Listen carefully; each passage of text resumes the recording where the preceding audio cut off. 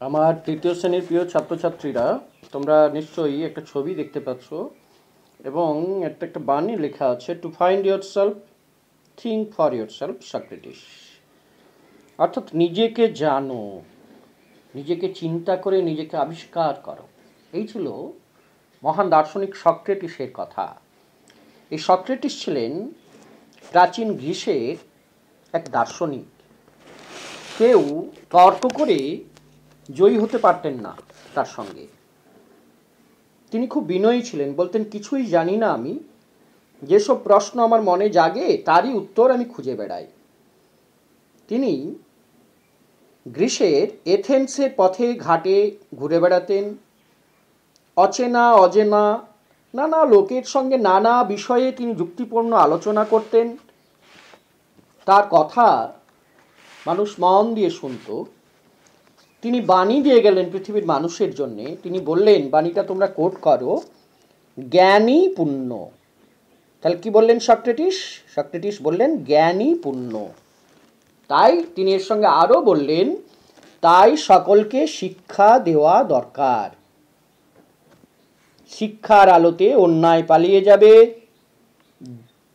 যুক্তি দিয়ে বুঝে তবেই সব কিছু গ্রহণ করতে হবে। তাহলে সক্রেটিস বললেন জ্ঞানী পুণ্য, তাই সকলকে শিক্ষা দেওয়া দরকার, শিক্ষার আলোতে অন্যায় পালিয়ে যাবে, যুক্তি দিয়ে বুঝে তবেই সব কিছু গ্রহণ করতে হবে। তিনি সকলকে বলতেন জ্ঞান অর্জন করো, ভালোভাবে নিজেকে জানো, বিবেক তোমাকে যে কাজে সাড়া না দেবে সেই কাজ অন্যের হুকুমে করো না। অন্যায়ের বিরুদ্ধে প্রতিবাদ করায় তৎকালীন শাসকরা জোর করে তাকে বিষ খাইয়ে হত্যা করে। আজ এই পর্যন্ত সক্রেটিসের কথা তোমরা মন দিয়ে শুনবে, জীবনে প্রতিপালন করবে। তোমাদের জন্যই সক্রেটিস এই কথা বলেছেন। আমি আবার বলছি, সক্রেটিসের বাণীটা খুব মন দিয়ে শোনো, জ্ঞানী পুণ্য, তাই সকলকে শিক্ষা দেওয়া দরকার, শিক্ষার আলোতে অন্যায় পালিয়ে যাবে, যুক্তি দিয়ে বুঝে তবেই সব কিছু গ্রহণ করতে হবে। তিনি সকলকে বলতেন জ্ঞান অর্জন করো, ভালোভাবে নিজেকে জানো, বিবেক তোমাকে যে কাজে সাড়া না দেবে সেই কাজ অন্যের হুকুমে করো না। জয় রামকৃষ্ণ, জয় মা দুর্গা, জয় মা কুষ্মাণ্ড।